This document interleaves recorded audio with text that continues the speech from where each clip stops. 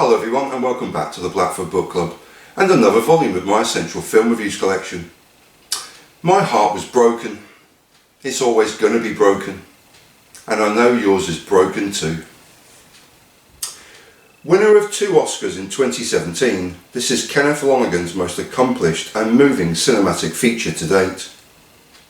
From his Oscar-winning screenplay perfectly accompanied by Lesley Barber's beautiful and masterful musical score, highlighted by her daughter's singing of a mournful aria, through to some incredible supporting performances from Oscar-nominated Hedges and Michelle Williams, all in support of a phenomenal and Oscar-winning performance from Casey Affleck.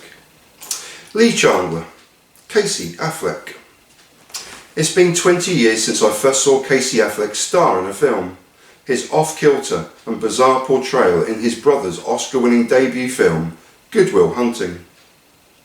It was an innocent role in more ways than one, but one that always strikes me whenever I re-watch the Gus Van Sant directed classic of 1997.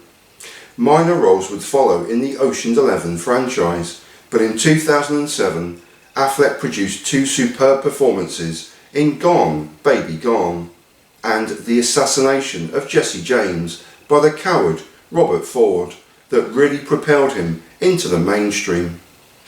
Particularly the role of Robert Ford in Andrew Dominik's masterful film, where his quiet, watchful performance was often overlooked and eerily shadowed here in Manchester by the Sea 10 years later.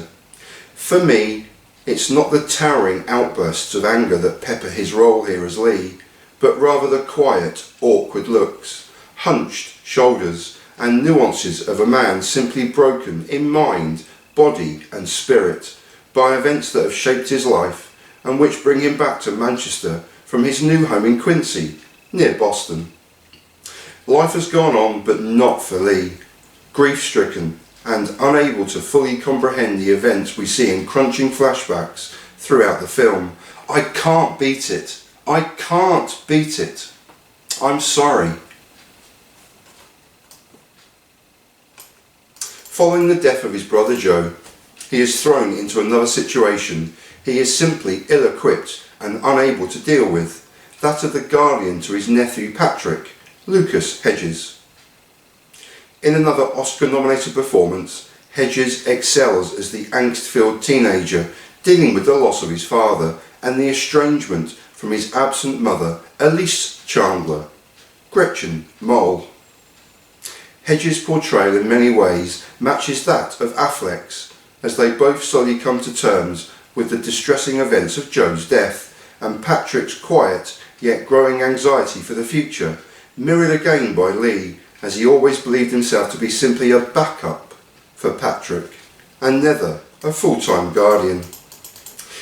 In a film with ostensibly a linear narrative of the present day, and with Lee returning to Manchester in the wake of his brother's death, the film is littered with flashbacks which, in the main, are short, punchy and brilliantly inserted and juxtaposed against the present-day story. There is one harrowing exception to this rule, but in the main these brief flashbacks show Lee as an exuberant, gregarious and loved family man, husband, father, brother and crucially uncle to Patrick, with whom he shares so much time on the family fishing boat.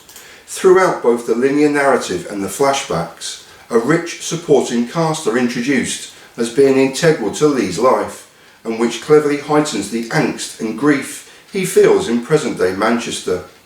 As well as seeing his tender embraces with a younger Patrick, we are now presented with a Patrick struggling to deal with his father's death, and now a difficult, self-interested teenager, and Hedges truly deserved his Oscar nomination for his portrayal of Patrick in 2017.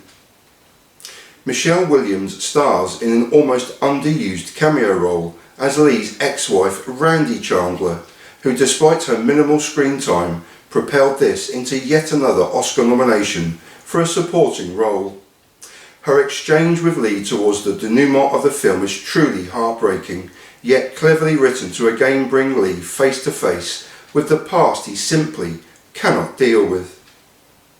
As well as a third cameo for the director as an angry passerby during a street argument, There is a third appearance too in a Lonergan film from Matthew Broderick as Geoffrey, and a brilliant cameo from C.J. Wilson as George, a family friend of the Chandlers.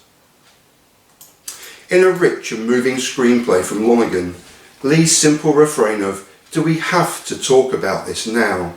is perhaps wholly indicative of his constant state of mind and grief-ridden angst. Together with his almost continual inability to look anyone in the eye and his withdrawn manner, Affleck's superb performance draws sympathy from the audience and puts us at the heart and soul of a difficult story with an almost silent scream of rage. We often take from films what we bring to them from our experiences, and Manchester by the Sea affected me deeply and brought tears to my eyes on more occasions than I care to admit. None more so than with a simple scene towards the end of the film, with Lee and Patrick simply strolling quietly together and bouncing an old tennis ball back and forth between them. I've done something similar many times with my very own Patrick, and this, as well as so many other scenes, resonated with me and continue to do so on every rewatch of this magnificent film. Dry, melancholic, and a true portrayal of the simple human emotion of grief and moving on. Manchester by the Sea may not be an easy watch at times, but I cannot recommend this highly enough. Don't expect a catharsis, because it won't arrive. But this film may well live with you far longer and after the final credits have rolled. And that was Manchester by the Sea from 2016, directed by Kenneth Lonergan. And I leave you in peace and in solidarity. Thanks so much for watching. Please be careful out there, everyone. Peace.